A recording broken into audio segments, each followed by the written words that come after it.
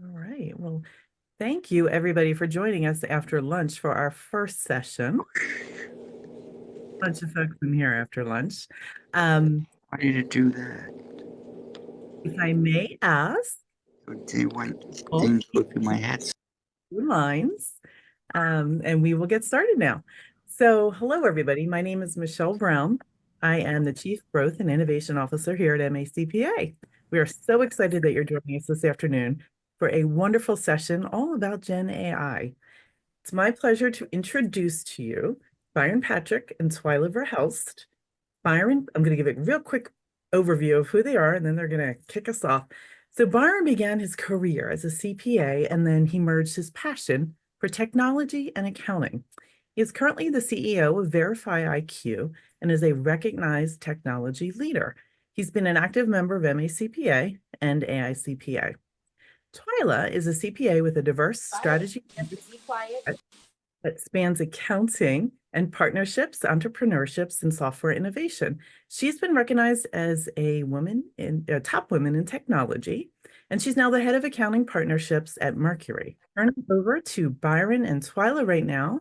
And just a reminder for our attendees, if you could please mute your lines, and I'll kick it over to you guys. Thank you. Excellent. Thanks, Michelle. We're so excited to be here, and thank you for that nice introduction. And yeah, we're doing this in a format where folks are probably coming into the room off mute. So as you're multitasking and coming in, yeah, hit your mute button if you remember to do so. So welcome. We're excited to have you. We're going to use the chat today, so I'm just calling that out immediately so you can locate the chat on your screens, because we're going to invite you into this conversation and encourage engagement here right after lunch in our CPA Summit agenda today. Excellent.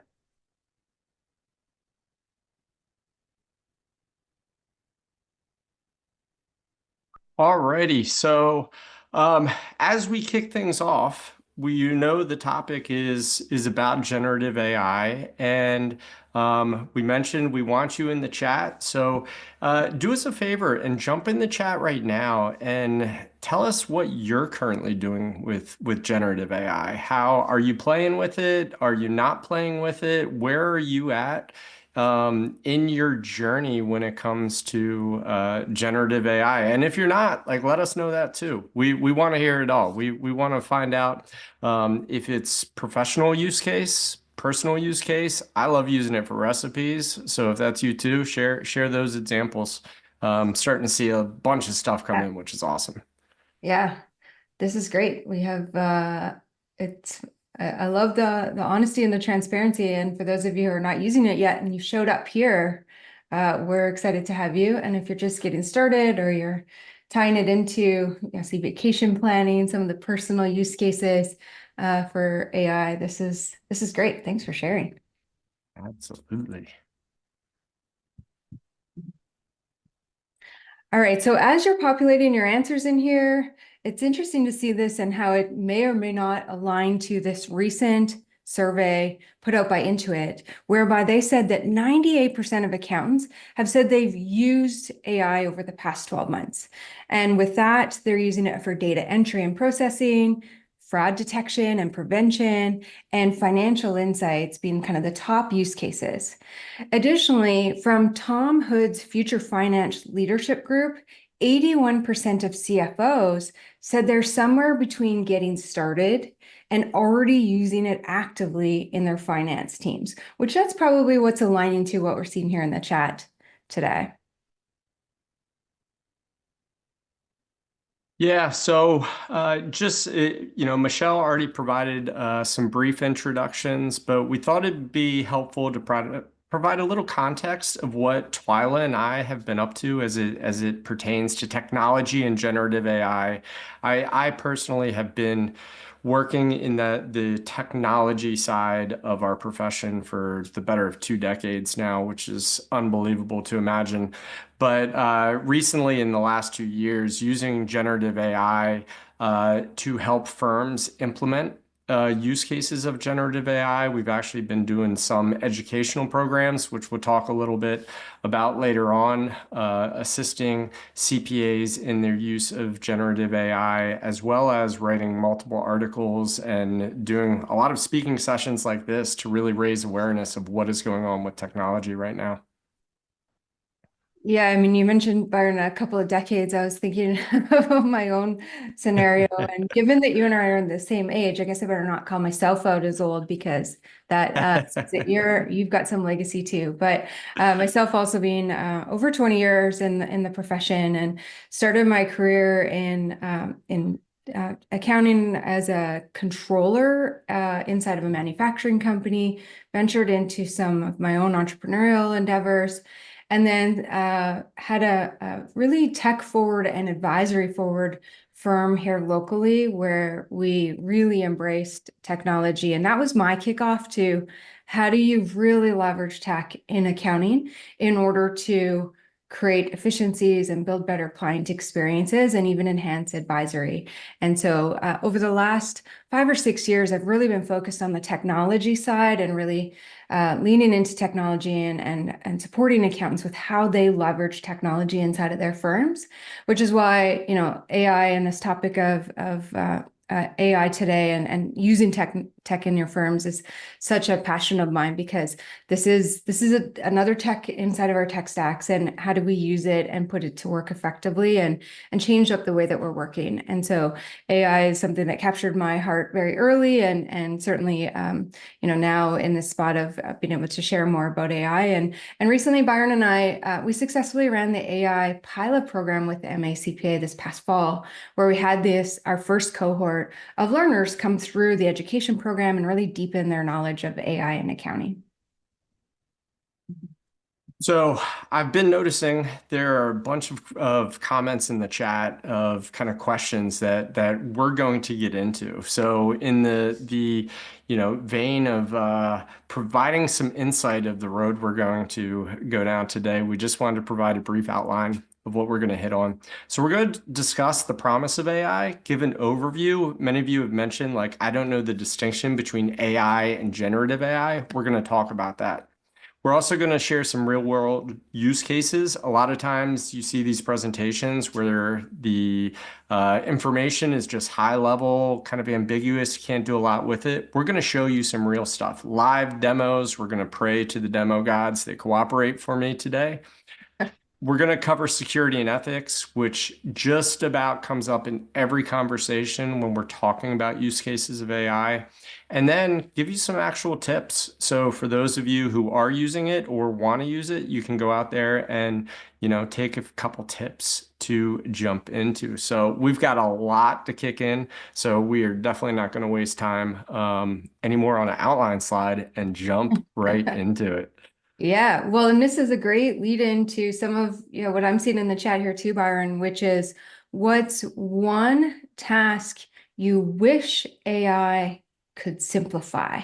One task you wish it could simplify. So maybe something you've tried with it already, or you think, gosh, it would be nice if. What's one task you wish that it would simplify for you inside of your firm or your current day-to-day in accounting? Folding laundry is my number one request. In accounting, Byron. In accounting. Okay. Reconciling your laundry. You could call it that. See Rex and reconcile this Absolutely. pile of laundry, which means There you fold go. and put it away. I don't have a problem folding it. It's putting it away that tends to be the thing. All Nice, right. nice. Very good. We'll keep the ideas coming in. We'll probably address some of those as you provide them. Yeah, let's do that. So the promise of AI in accounting, let's really kind of dive into this first and perhaps shed some skepticism, hesitation, some maybe a bit of anxiety around, like, is this really going to be a game changer? What sort of impact is AI really going to have on our profession? Well, if we look in the rearview mirror, there's certainly some tech that has made a pretty significant impact and changed our way of working in accounting. A great example of this would be cloud technology. It's one example whereby, you know, we are now able to work remotely on a client file or have remote accounting firms. Byron and I mentioned how long we've been in accounting. I mean, we remember the days of the manual downloads and uploads of the accountant version. Man, that never went well, did it? Or logging in remotely to a VPN, which I know there's still accountants who are using that today, but are still kind of finding this friction of how that's working for them. So they're starting to adopt more and more of cloud tech. And then even the days of going on site to work on a client, whether that was for audit or for tax purposes or for year-end financial statements, all of that has been eliminated or diminished with cloud accounting.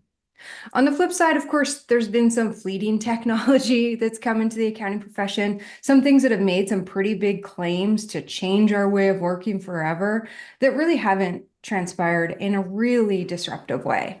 An example of this could be blockchain, whereby it's, kind of got this hype and this anticipation of what this is going to do for us.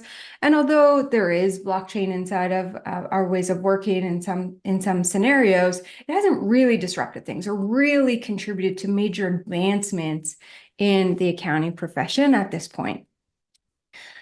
But Gen AI is proving to be different. It's proving to be impactful in the broad sense of accounting.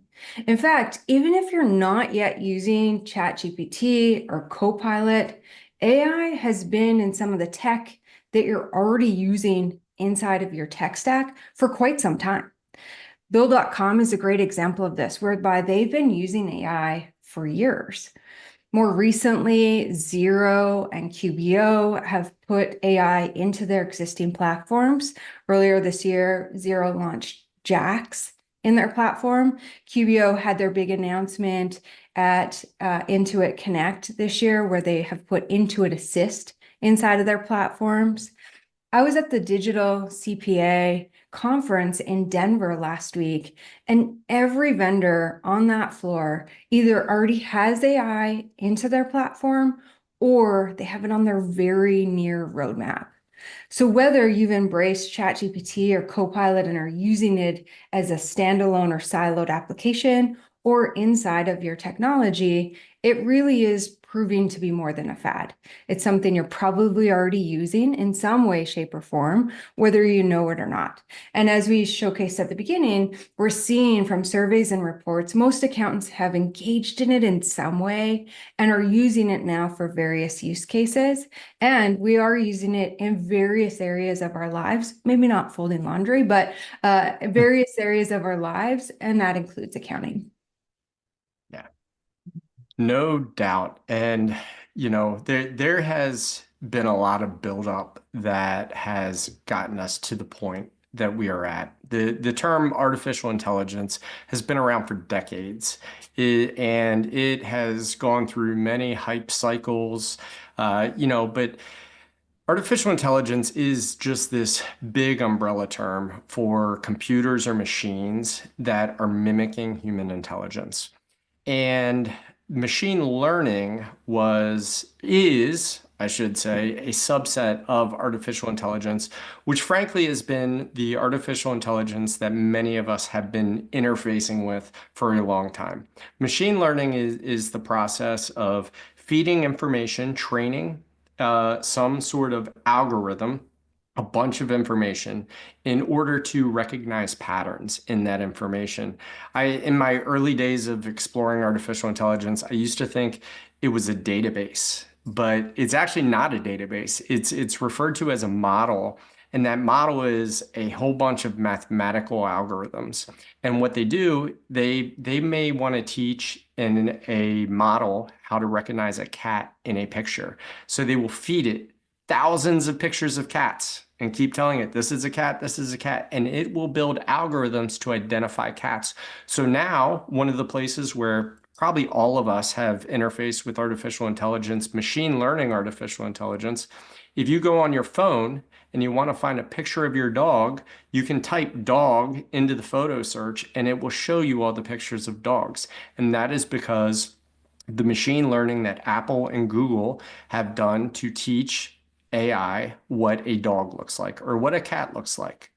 It's been used for years to predict things and find those patterns. In Netflix, it says you might like this movie or you might like this TV show. Spotify, you might like this artist or that music.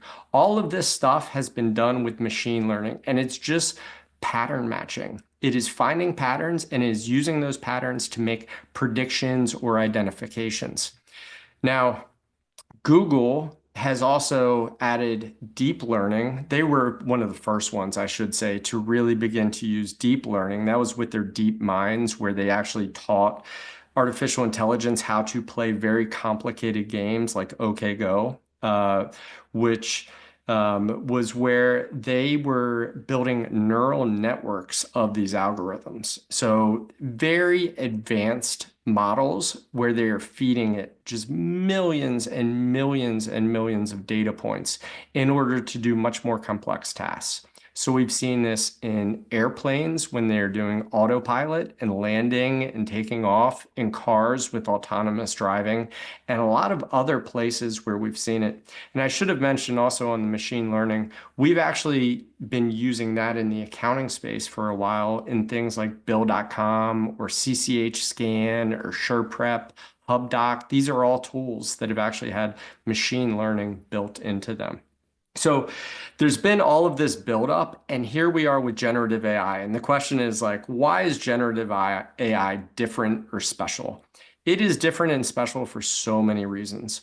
First, it is built on a large language model. So it has been fed language so that us non-developers can actually interface with the technology. So those early versions, we needed Google or we needed CCH or whoever to actually create the programming to use that machine learning. Generative AI has been taught based on our language. So we can actually ask it questions in plain language and not have to be a developer in order to ask those questions, which is amazing. I mean, that's what the early versions of like Alexa and Siri were trying to do, but they were awful. You had to ask very specific word patterns to get it to work. And now we have generative AI where we can just talk to it. The second thing is it is now generating things. It is actually creating things. All those early versions were just finding patterns and making predictions based on those patterns. We can now generate images of cats. We can generate images of dogs. We can generate text copy. We can generate emails and financial statements and all of these things. That is why it's generative AI. So we as normal humans can work with it without being developers. We can generate images and videos and all different types of things and use it as kind of this silly putty. And it is advancing very quickly. There are so many things that are happening that are making it more and more user-friendly. It is actually mind-blowing. And the major players that are doing that, you've probably heard of. They're in the media. OpenAI, they're the first ones who created ChatGPT. Google Gemini is gaining a lot of momentum recently. Anthropic, Claude, Meta has some versions of artificial intelligence. Perplexity, X or Twitter has Gronk. There are a bunch of things that are, or Grok, not Gronk. It's a football player. There are many versions of this out, and those players are going to continue to evolve, and they are investing very deeply. So there are a lot of tools. There are a lot of places that we are beginning to see generative AI. And then, of course, there are the things that we can use every day just by logging into ChatGPT and begin playing. Yeah, that's great. And I think now that we've got this real lay of the land about, where did this come from? How is it probably embedded in some of the tech that we've already been using? Let's put a bit more color on some of these AI use cases that are in the chat, and Byron, that you mentioned here as well, and really talk a bit more about the opportunity to have these tools transform our ways of working in accounting.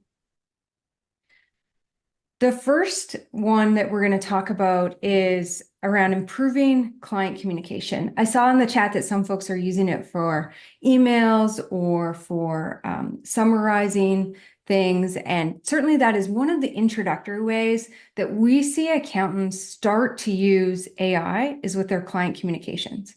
This is really a great starting point because it feels a bit like low risk in that when you use AI in this way, when it produces results that you're not happy with or that you don't feel are compelling, you can still tweak them. You can adjust them, and it's easy to call out these or identify these times when you're like, oh, that's not quite right or not quite what I would say.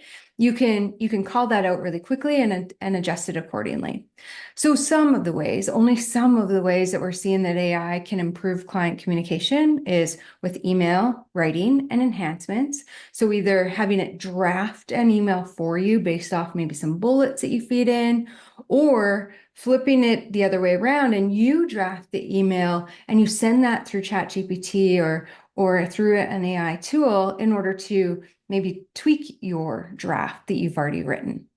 We're seeing it used for client summaries, whether that's notes, generating notes from even, say, a meeting recording with tools like Zoom itself has a native tool, also note-taking applications and recording tools like Granola or Firefly. And then we're seeing it with workflows, task lists, and processes for your client, your teams, yourself, or even some sort of collaboration between all of those. A great example of how I've seen Gen AI used for client communication is an example that Chris Hervachon, he's a CPA that has an accounting firm, it's called Better Numbers. And one of the use cases that he has for generative AI inside of his firm is when a client asks a question, so you think about that email that comes in from your client, they're asking you a question, then you draft an answer to that question. Then what he's doing is he's taking the draft answer to that question, feeding the question and the drafted answer into ChatGPT. And ChatGPT is obviously, showcasing things like, you could be more concise or you might be missing something here. But he actually has his team ask the question of, is there any additional questions that this email is going to prompt from our client? In which case, then I'll proactively answer those questions as well. And if you think about the times when it's a back and forth of email, client email, your response, client email, your response, that this is a way to try to get ahead of that and proactively answer some of the questions that your initial email might prompt for the clients. So one of my favorite use cases there.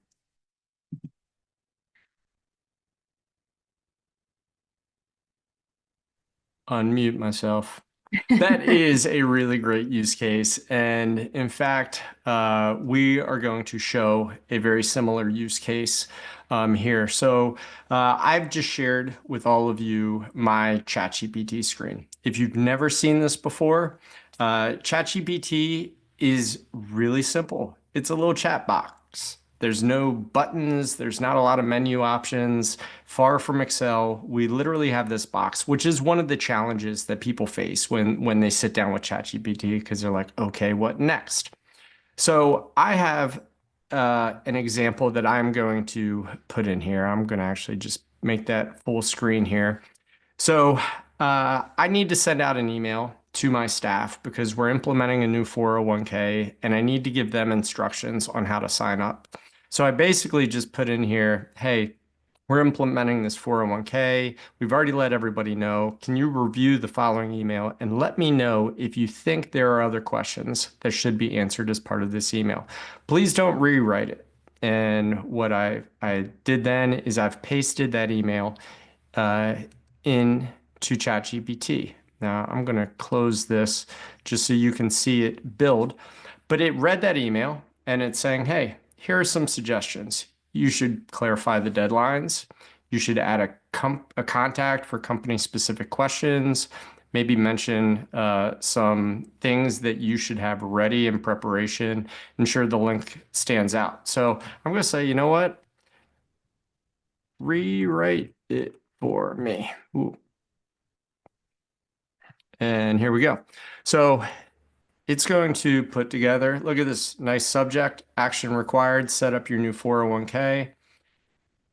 Refined it, made some things bold, included places to do some links. Definitely a significant improvement over what I put in there. Now, I would not just carte blanche copy and paste this into an email. I would take this and I would put it in and then, of course, update it based on my writing and the things that I need important. But that way, kind of similar to the example that Twyla provided with Chris, it got ahead of some of the questions that I didn't think I should have answered in that initial email.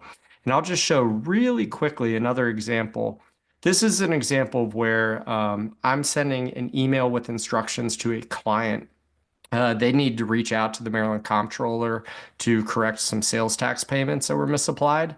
And so they need to send an email. So I said, hey, I've provided a template for you. Please let me know if you have any questions. And I said, so I've asked ChatGPT, can you help me review this email and let me know if there's any additional information I should provide? So it's going through and says, hey, it's pretty clear, but you could definitely improve it for clarity and completeness. And actually, it just rewrote it. I didn't tell it to not rewrite it. So it's actually provided me, again, something that is an improvement over what I had already drafted up, which is, for anybody on here who has used it for helping them to draft emails, probably something that you found really useful. Excellent. Thanks for that. And now that we've seen it used for email and some of these communication examples, let's get into something a little bit more gritty, a little bit more meaty, and something that I saw come up inside of the chat around ways that you want to see generative AI help you inside of your firms. So we are seeing that AI is being used to help automate repetitive tasks. A common theme amongst accountants is this desire to be more efficient and to reduce the mundane and the repetitive nature of some of these key pieces that need to be done in workflows. And so we're seeing this as an opportunity for efficiency gains and for AI to be a tool that can really help with this. And some of the applications that we've seen put into practice are data entry and organization and processing. I saw somebody in the chat that said that they're taking like large amounts of data and having AI help with organizing that data. And again, we saw that even with the Intuit survey at the beginning that we shared, where they said that 69% of accountants surveyed were using it for this type of a use case. Reconciliations and reports, these are tasks that need to be done over and over again. And in some cases, they're very, very tedious or require this, research or application that is takes quite a lot of time. And so this is a really ripe spot for efficiency gains inside of AI or with the use of AI. And this is how one of the ways that we see QBO has launched this with Intuit Assist is to help with streamlining the reconciliation process. And then the other use case here that we've got as an example is creating Excel sheets, formulas, and macros.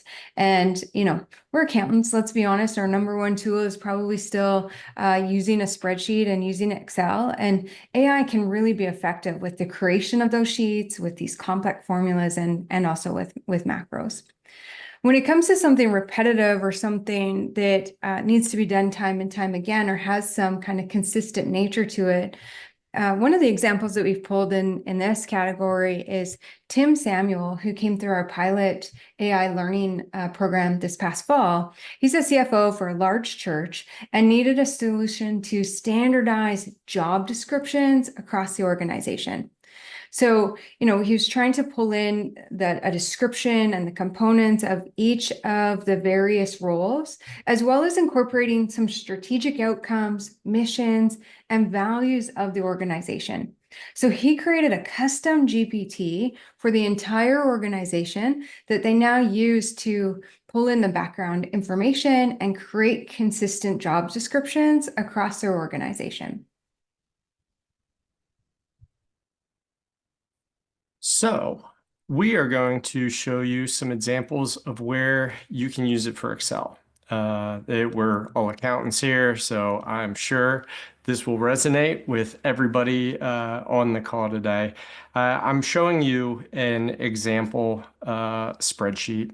This is a spreadsheet that I would say, the creator wasn't really thinking ahead when they were tracking individual employee expenses. So they've actually created a separate tab for every single user or every single employee to track the expenses that they were reimbursed throughout the year, which isn't really helpful if you want to do any type of analysis. I want to consolidate all of these tabs into a single tab. Now, as you can see, there are, I think, close to 60 tabs on here. So that would take a long time to do manually.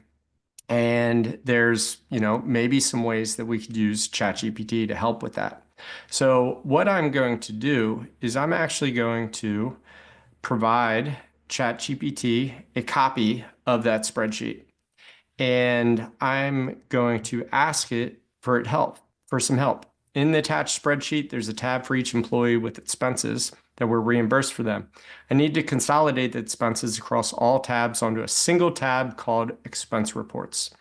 Need to make sure each line includes the employee's name that it came from. How can I easily accomplish this? So I'm just asking for ChatGPT's guidance. Like, I have some ideas. I use, Excel quite a bit, but I've learned that ChatGPT offers me a lot of really good recommendations that I've personally learned a lot from Excel when doing this.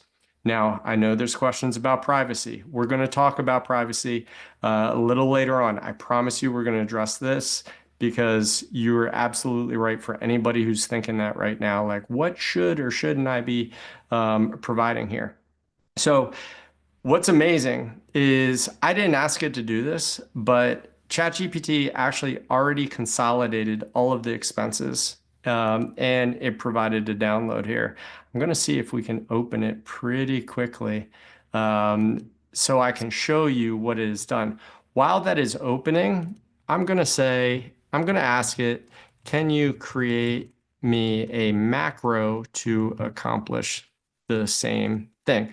Because, I'm not sure I necessarily trust ChatGPT to actually do the work for me yet. It's somewhat of an intern that hasn't proven itself. So I'd actually rather do that. And it is actually going to create me a macro. For anybody who has created macros in Excel, this is a pretty tricky task. And I can tell you, I have found that ChatGPT is extremely good at creating macros. While it does that, I want to show you the spreadsheet that this created. So this created that consolidated list, and I'm just going to run a sum here on column E. I already know the answer to this question. The total sum is 182,196.93, which is actually correct. So ChatGPT did the work for me, one. And two, if I don't trust it to do the work for me, it has created a really great macro that I could use to do that for myself. Love it. All right, let's get into something a little bit more meaty yet, a more advanced application of AI, and that is with enhancing our CAS or advisory services. And so some of the ways that we're really seeing accountants embrace AI for this sort of segment of their work is running competitive analysis and gaining market knowledge, including trends and comparisons and seasonality. I mean, we all have a variety of clients in our book of business that we're working with. And so to know these intimate details about the various things that they're up against is really valuable in what you're offering to them as your value-added services. In terms of financial analysis, again, referring back to our Intuit data, they reported that 47% of the accountants are using AI for financial analysis.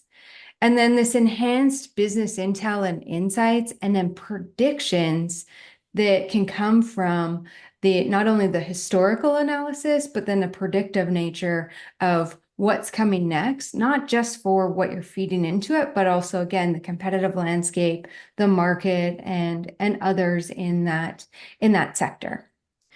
One of the really great use cases that we saw come out of our pilot from one of our pilot program learners, Barrett Young, he created a custom GPT to assist with succession planning for for their clients.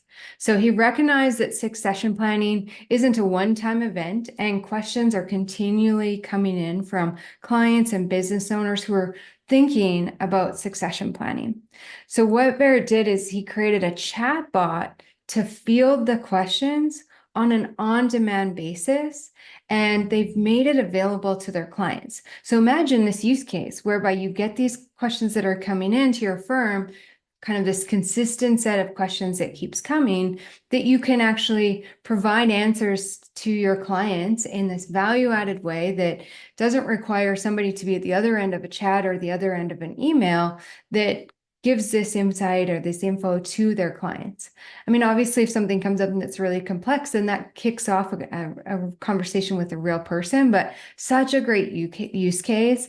And I can only imagine that his clients or prospective clients on the other side are loving the ability to be able to tap into this knowledge without having to wait for a response. So really great example there that enhances their value add as a firm and their advisory as a firm in a way that doesn't require somebody to manually at the other end of it manipulate the tools or leverage the data.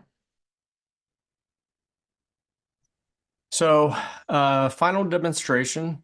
And again, I want to acknowledge the privacy and security concerns. Absolutely relevant and very valid, and we will address those. I can assure you that our environment is a secure environment where it is safe to share some information.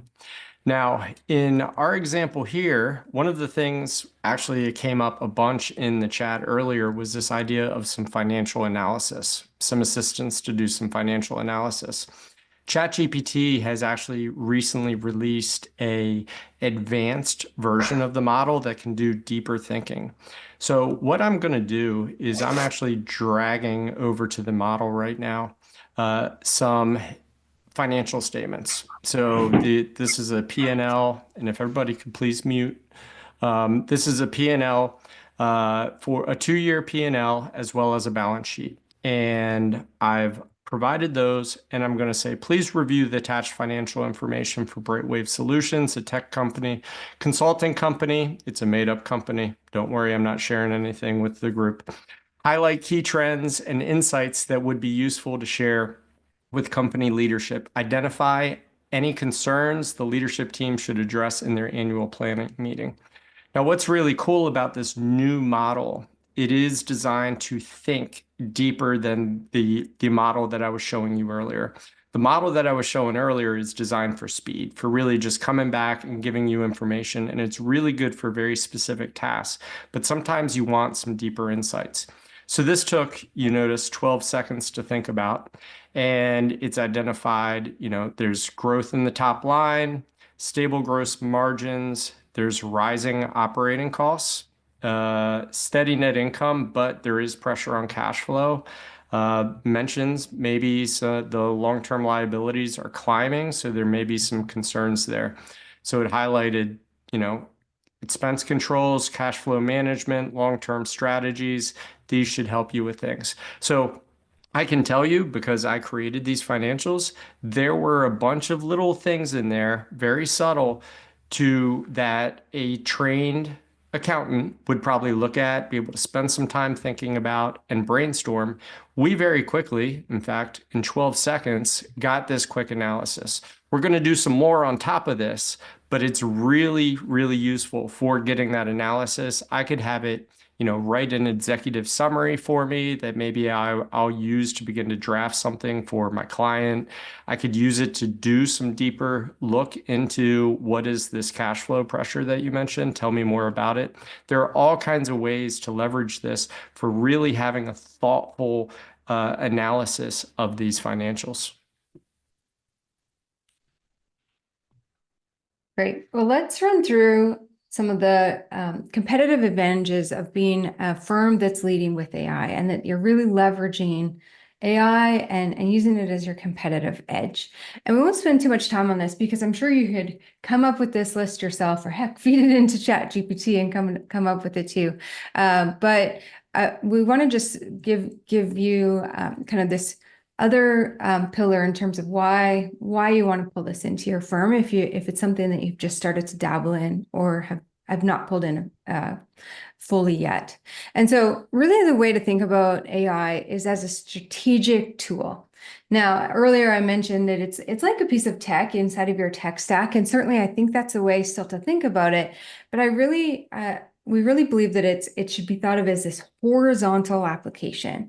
So as you have all this technology inside of your tech stack that is helpful with various pieces of the workflow, really think of it horizontally across all of those elements of your workflows and all of the technology inside of your tech stack. Because within each element or in each piece of your workflow, there's opportunities to leverage it, whether it's for efficiencies or communication or even dipping more into advisory as Byron just showcased. So using it as a strategic tool. So some of the competitive advantages of being an AI forward firm, we'll run through each of these here. So improved efficiency and productivity. I think we showcased some of those examples here today. Enhanced decision-making. Gosh, you can pull in this data to be able to give you some data-driven insights. You can run scenario analysis, things that really equip you to make decisions really more thoroughly or more quickly. The value-added client services, we dabbled in that a little bit with strategic advisory, even customizing solutions for your client's specific needs. The competitive advantages and marketability that come into your firm. I mean, there's data that's being surfacing around how frequently newcomers into an accounting firm are looking at how much this firm has embraced technology. So certainly, it's being used in that way. It can be used in that way as your competitive edge and staying relevant. So a lot of your clients are adopting this sort of technology inside of their businesses. And so they're looking to accountants to see how are they using technology and adapting to these trends and continuous learning with AI. And then last and not least is client engagement and communication. How are we leveraging it to provide clear presentations? Saw presentations as an example in the chat, and this proactive communication and customer service as we saw in some of the examples today.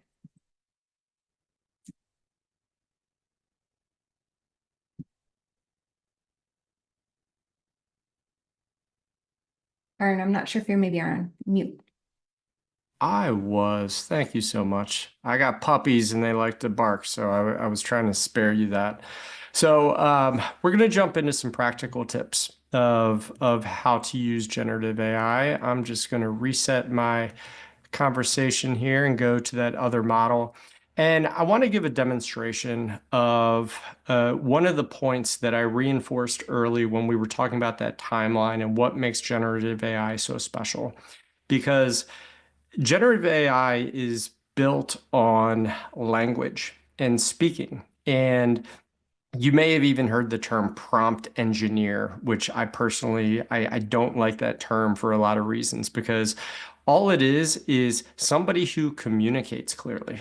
And because these models have been built on human language, the better your language and communication skills are, the better output you are going to get. So I have an example of, you might have said, I would love to use it to, help write some standard operating procedures.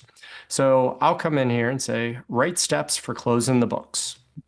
And, it's kind of ambiguous, but look, it does a pretty good job of let me put together a clear process, review preliminaries, reconcile accounts, post adjusting journal entries.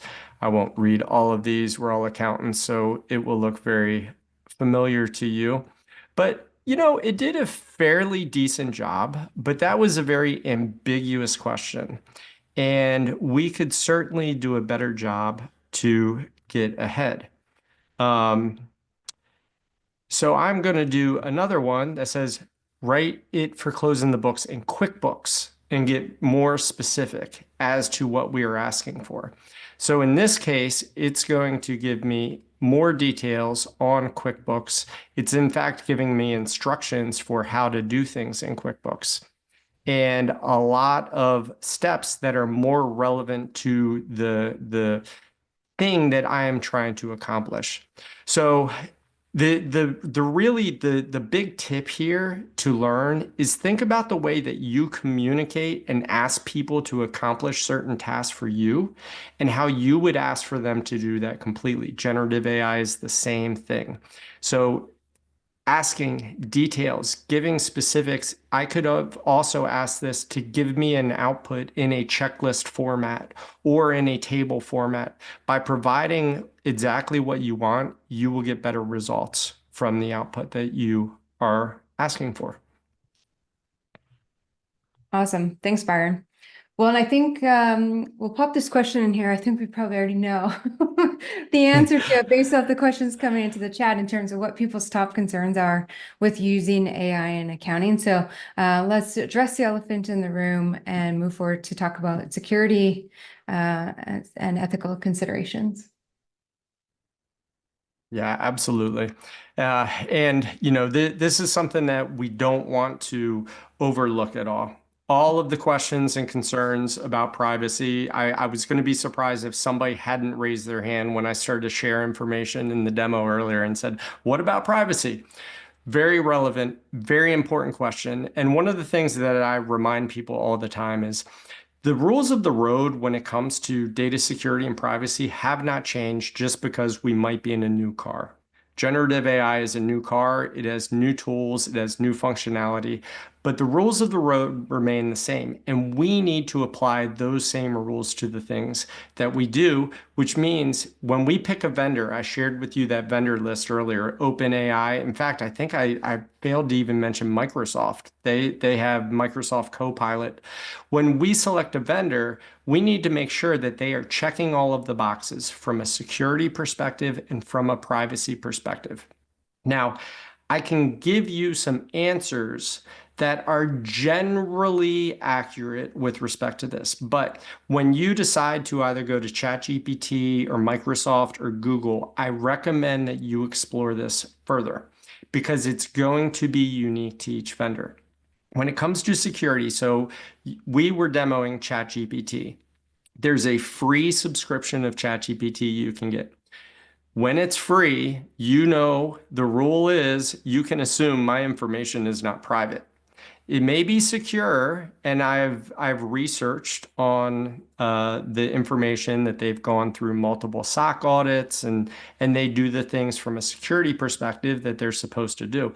But from a privacy perspective, when I have a free version, they're going to use my information to continue to train the model. That's a whole nother session about how they use that information to train the model. But my information is not necessarily private. However, we have a paid subscription, which allows us to lock down the information that is used in that system.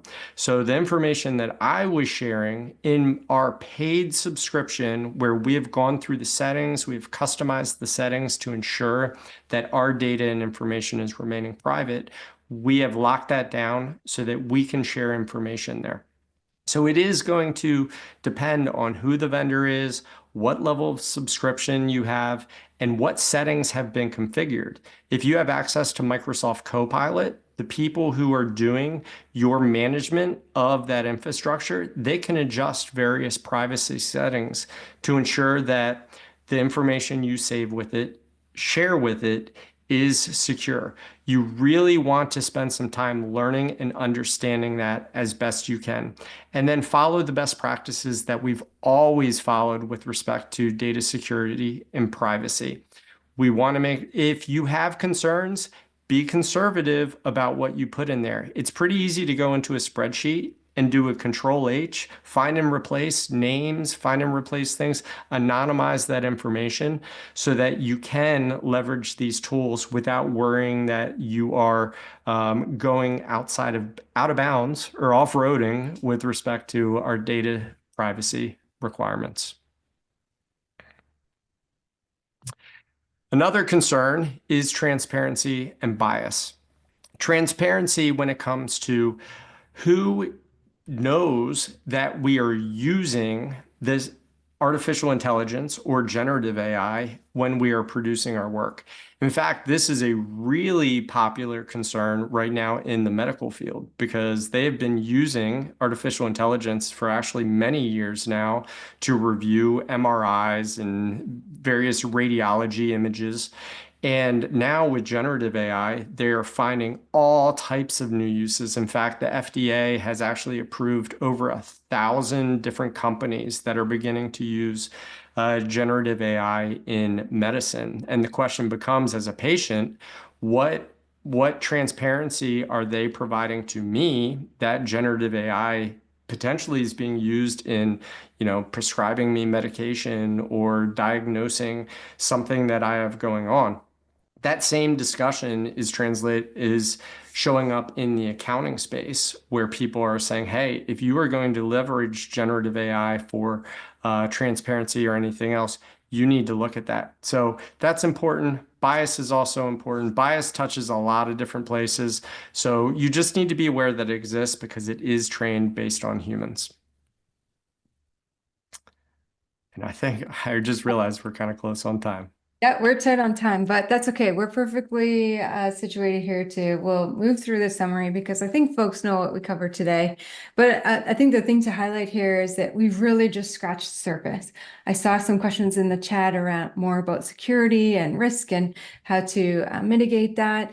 And there's things that we didn't get to entirely, but this is just the beginning of your learning with Gen AI. And thankfully for everyone, MACPA has put together some AI learning opportunities that are coming here immediately in the new year. January and February, there's 2 programs being offered by MACPA, one on foundations of AI, where we actually start with security and how to set up your AI or your AI tools in order to make sure that you've got it as secure as you possibly can have it, as well as how to even make some of the information anonymous. We talk about all of those things as a starting point. And then there's also the impact, which is for more advanced learners who have already embraced AI inside of their firms. So the 2 QR codes you see here, the one on the left gets you to the URL that Michelle shared in the chat, which is to register and find out more about those 2 programs. The one on the right is actually a really fun AI assessment tool that we've got built out for you that takes you through a really quick a few questions to help you understand where you're at with your learning so far, which can even help you then decide which one of these programs are the best fit for me. All right, I think we caught everything, Byron. Thank you everyone for joining us today. Thanks for staying a few minutes over. Lovely to have you. Enjoy the rest of your learning and your holiday season. Thank you so much, Twyla and Byron, on behalf of all of us here at MACPA. This was amazing, mind blown. And like you said, we only scratched the surface. So I look forward to learning more with you, and hopefully our members here today will as well.